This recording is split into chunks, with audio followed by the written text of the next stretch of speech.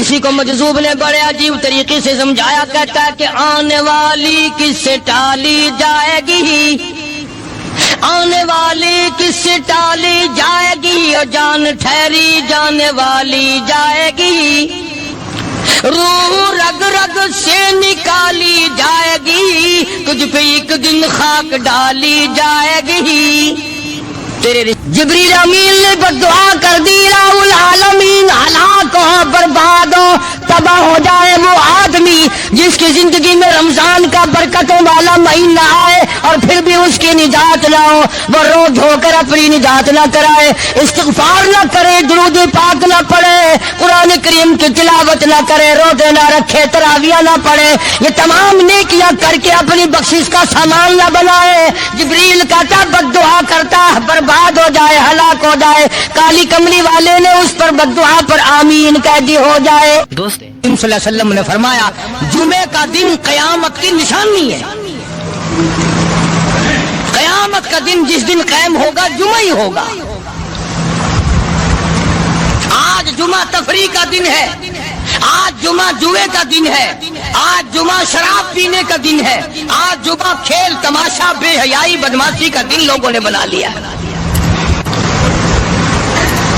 ایک ہمارا ماحول ہے، آپ ذرا توجہ فرمائیں، جمعے کے دن فلموں میں رش ہے، جمعے کے دن سینما کے ٹکٹ کا رش ہے، جمعے کے دن VCR بہت زیادہ چلتے ہیں، جمعے کے دن ٹیلی ویژن پہ بڑا رش ہوتا ہے، جمعے کے دن بدماشی ہے، جوا ہے، بے حیائی، زیادہ سے زیادہ بے حیائی جمعے کے دن ہوتی ہے۔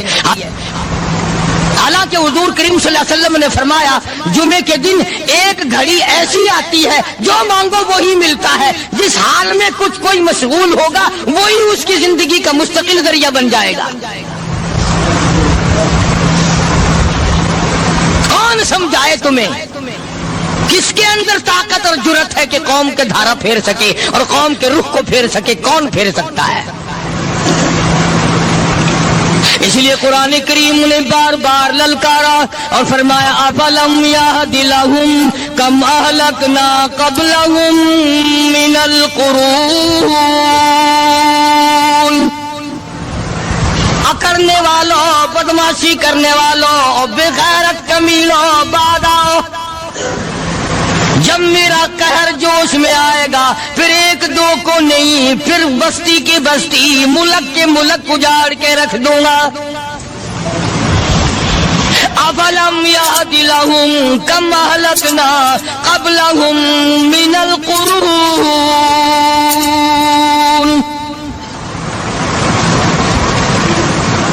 میں نے قرن کے قرن اجاڑ دیے، میں نے روئے زمین کے مالک اجاڑ دیے، میں نے ملکوں کے بادشاہ اجاڑ دیے، میں نے وزیر اعظم اجاڑ دیے، میں نے گورنروں سے بھیک کے ٹکڑے منگوا دیے۔ میں وہ خدا ہوں وَتُعِزُّ مَن تَشَاءُ وَتُذِلُّ مَن تَشَاءُ بِيَدِكَ الْخَيْرُ إِنَّكَ عَلَى كُلِّ شَيْءٍ قَدِيرٌ۔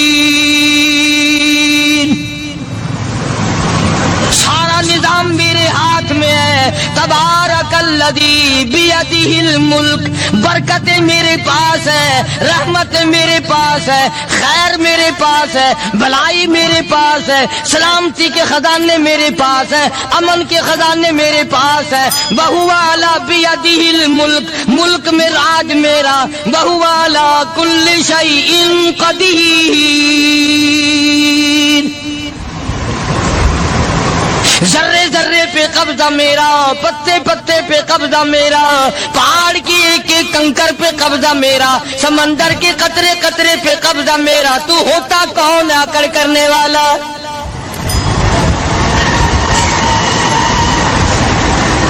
غور نہیں کرتے، سوچتے نہیں ہیں کہ کلام الہی ہمیں کیا بتانا چاہتا ہے۔ جناب عثمان رضی اللہ تعالیٰ عنہ فرماتے ہیں او لوگوں، میں نے ساری زندگی گزار دی، اسلام کے بعد جس دن سے میں نے کلمہ پڑھا آخری دم تک کوئی جمعہ ایسا نہیں، کوئی جمعہ ایسا نہیں گزرا اللہ کے نام پر میں نے ایک غلام خرید کے آزاد نہ کیا ہو۔ پہلے لوگ بھی جمعے کے دن درود پاک کی کثرت کرتے تھے، خیرات کیا کرتے تھے کہ 8 دن کا کفارہ ہو جائے،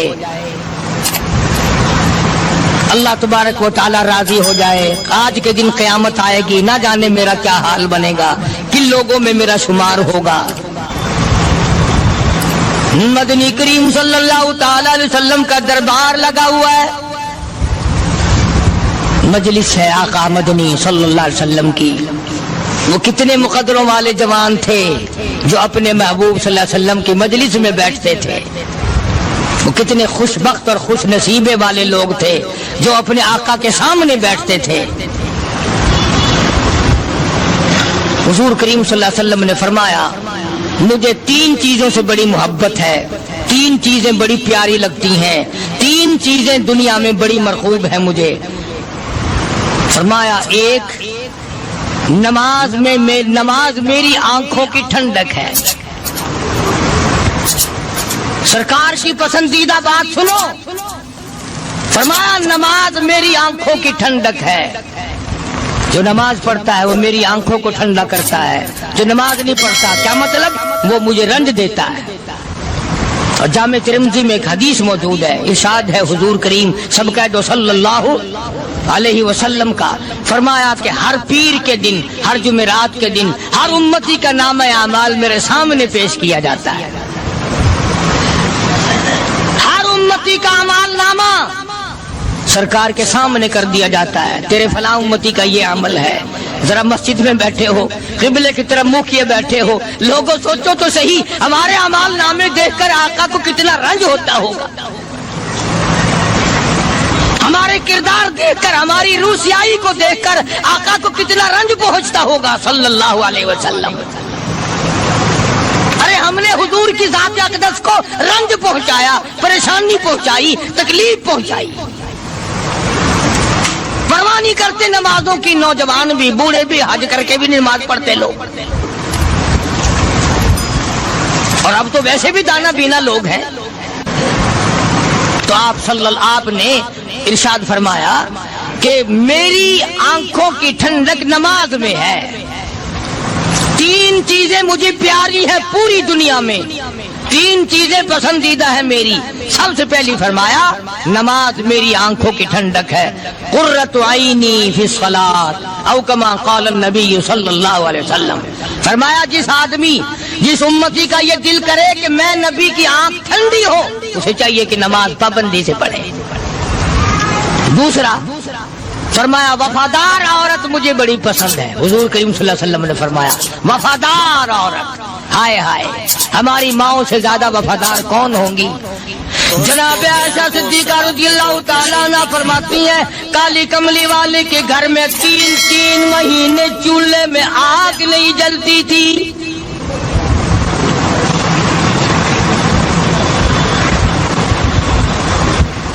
دوسروں کے واسطے ہے سیم و زر و گوہر، اور اپنا یہ حال ہے کہ چولہا ہے بجھا ہوا۔ جناب عائشہ صدیقہ رضی اللہ تعالیٰ عنہ فرماتی ہیں ہمیں 24 گھنٹے میں 1 پانی کا پیالہ اور 1 کھجور کا دانہ ملا کرتا تھا۔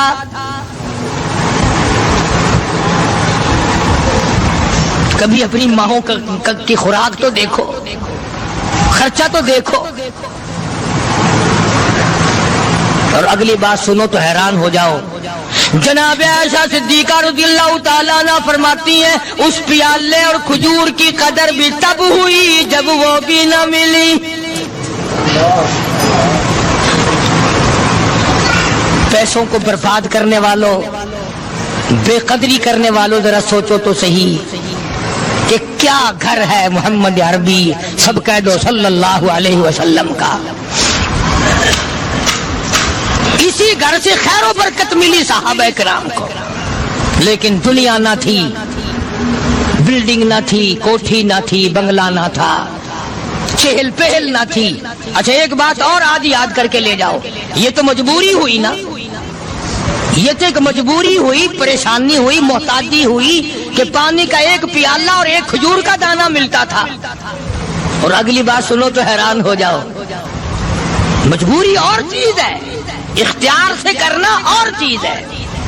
جناب فاروق اعظم رضی اللہ تعالیٰ عنہ کی حکومت ہے. عائشہ صدیقہ رضی اللہ تعالیٰ عنہ سال کا خرچہ 12,000 روپیہ بوری میں بھر کر حضرت عمر نے حضرت عائشہ کے گھر پہنچا دیا. لو تمہارا یہ سال کا خرچہ آ گیا.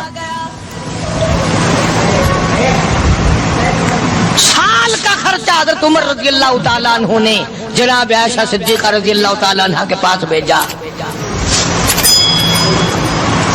اتنا بڑا بورا بھر کر آیا. اللہ غنی، بجائے خوش ہونے کے، بجائے مچلنے کے، بجائے فخر کرنے کے، اپنی خادمہ سے فرمانے لگی. حضرت عائشہ خادمہ سے فرمانے لگی میں نے تو اپنے محبوب صلی اللہ علیہ وسلم کے پیٹ پہ پتھر دیکھے، میں نے تو کالی کملی والے کو فاقے کرتے دیکھا. خادمہ سے فرمانے لگی اس بوری کے اور میرے درمیان میں کپڑا لٹکا دے، میری آنکھ دیکھنا گوارا نہیں کرتی، میری آنکھ دیکھنا بھی گوارا نہیں کرتی. اس نے کپڑا لٹکا دیا. اس کے بعد خادمہ سے فرمانے لگی مدینے میں اعلان کراؤ جس کو خیرات چاہیے وہ عائشہ کے دروازے سے آ کے لے جائے رضی اللہ تعالیٰ عنہ. سارے مدینے میں اعلان ہوگا خیرات لینے والے آ جاؤ. شیئر ضرور کریں. ایک اور بات تھی اس وقت میں، ضرورت مند جاتا تھا، یہ نہیں کہ ٹیبک میں ہزاروں روپیہ پڑا ہوا پھر بھی مانگ کے کھانا ہے. جیب میں ہزاروں روپیہ پھر بھی مانگنا ہے، پلے سے نہیں کھانا. کہ جتنے بھیک مانگے ہیں نا بھیک مانگنے والے، 1 کروڑ روپیہ دے دو انشاءاللہ شام کو پھر بھی مانگے گا. اس کے مقدر میں بھیک مانگنا ہے. فرمانے لگی کچھ نہیں ہے. وہ خادمہ کہنے لگی کچھ نہیں ہے.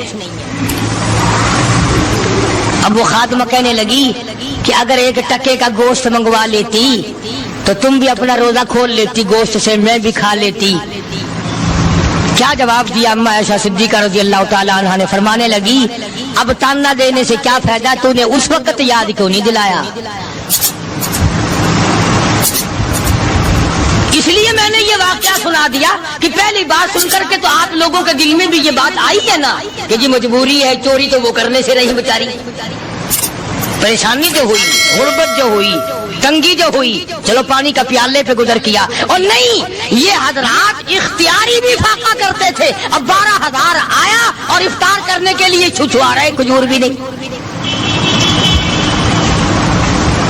اور ہم تو خدا جانے کب کب تک کا انتظام سوچتے ہیں، پوتے پوتیوں تک کا انتظام جب تک نہ کر لیں اور اولاد در اولاد تک کا انتظام نہ کر دیں اس وقت تک ہماری تسلی تو ہوتی نہیں.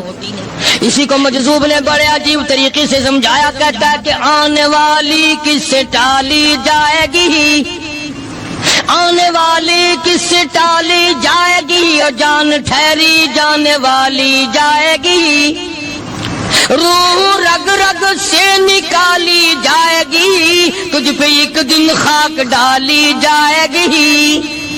تیرے رشتہ دار عزیز اقربا دھڑا دھڑ مٹی پھینک کے ایسے آئیں گے گویا تجھے پہچانتے بھی نہیں. بڑی بڑی عجیب باتیں کہی مجذوب علیہ رحمت نے. اللہ کی رحمت نازل ہو اس کی قبر مبارک پہ آمین کا. کہتا ہے سب کی سب ہیں راہ رہے کوئے فنا، سب چل رہے ہیں فنا کی طرف. اب یہ جو ہم لوگ بیٹھے ہیں نا خوش ہو رہے ہیں، میری 50 سال عمر ہو گئی، میری 60 سال عمر ہو گئی، میری 40 سال عمر ہو گئی، میری 30 سال کم عمر ہو گئی. اور اصل بات ہمارے اور اپنے آپ کو آخرت کے لیے جس قدر ممکن ہو سکے تیاری کریں. آج کل بڑی رات ہے، سویرے اٹھو، کم سے کم صبح و شام ہر آدمی 1 تسبیح درود شریف کی، 1 تسبیح استغفار کی اور 1 تسبیح تیسرے کلمے کی، یہ تو کم سے کم ہو ہی جائے. بکواس کرتے سو جاتے ہیں، بکواس کرتے اٹھ جاتے ہیں. بلا ہے کوئی زندگی کا معاملہ؟ اللہ سے معافی مانگتا سو جا اور معافی مانگتا اٹھ جا. خدا کی قسم اللہ کا دریائے کرم جوش میں آئے. تو یہ ساری چیزیں میں نے لیے عرض کی تو وقت پورا کرنے والا حساب نہیں کہ نہ جانے کس کو توبہ کی توفیق ہو جائے. کم سے کم ان 3 تسبیحوں کو ہر مرد عورت لازمی پکڑ لے. ایک تسبیح درود شریف کی، ایک تسبیح سبحان اللہ والحمدللہ ولا الہ الا اللہ واللہ اکبر ولا حول ولا قوۃ الا باللہ العلی العظیم، اور ایک تسبیح استغفر اللہ الذی لا الہ الا هو الحی القیوم واتوب الیہ یا استغفر اللہ ربی من کل ذنب واتوب الیہ، اور ایک تسبیح درود شریف کی اللہم صلی علی سیدنا مولانا محمد وعلی آل سیدنا مولانا محمد مبارک وسلم وصلی علیہ. جب ایک مرتبہ درود بندہ پڑھے گا 10 بار اللہ کی رحمت آئے گی، 10 گناہ معاف ہوں گے، 10 درجے بلند ہوں گے، 10 خطائیں معاف کر دی جائیں گی. تو کتنا بڑا اجر ہے. خصوصاً بوڑھوں کو چاہیے کہ وہ گپوں میں اپنا وقت خراب نہ کریں. خدا کی قسم قبر میں جانے کے بعد تجھے ایک سانس کی مہلت نہیں.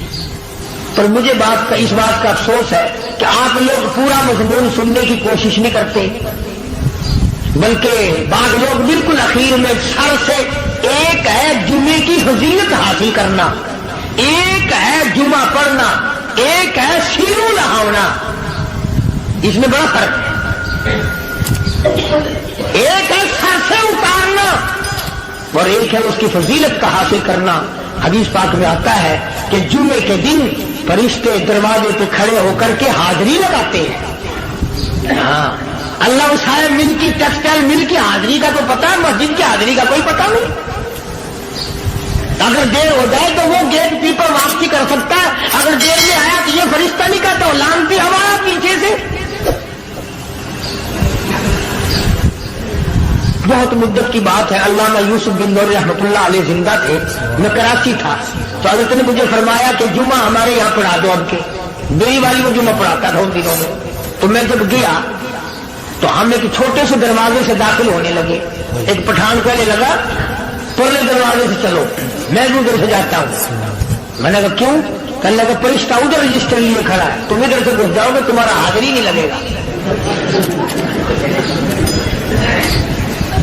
وہ کہنے لگا فرشتہ بڑے گیٹ پہ کھڑا ہے، ادھر چلو. تو کم سے کم اس پٹھان کا تو یہ عقیدہ ہے کہ فرشتہ کھڑا ہے، اور تمہارا خیال یہ ہے کہ جمعے کے دن نہ فرشتہ ہے نہ خدا ہے، کوئی بھی نہیں ہے. اس لیے سیرت النبی صلی اللہ علیہ وسلم کا عنوان شروع ہوگا. وقتی آؤ، پورا مضمون سنو تاکہ لطف آئے، دل و دماغ بنے. اور عقیدہ میں نے تمہیں بتا دیا، لا الہ الا اللہ، خدا کے سوا الہ کوئی نہیں، مشکل کشا کوئی نہیں، پیدا کرنے والا کوئی نہیں، فصل میں، دکان میں، کارخانے میں اس کے سوا برکت دینے والا کوئی نہیں. اور یہ بات بتائی کس نے؟ محمد الرسول اللہ صلی اللہ علیہ وسلم. ہمارے نبی حضرت محمد الرسول اللہ صلی اللہ علیہ وسلم نے ہمیں یہ بات بتائی. خدا کے بعد خدا کوئی نہیں، مصطفیٰ کے بعد نبی کوئی نہیں. حضور صلی اللہ علیہ وسلم کے بعد کوئی کسی قسم کا جو نبوت کا دعویٰ کرے وہ کافر ہے، دجال ہے، بے ایمان ہے، وہ خنزیر سے بدتر ہے جو میرے آقا کے ختم نبوت کے تاج کو ہاتھ لگائے گا.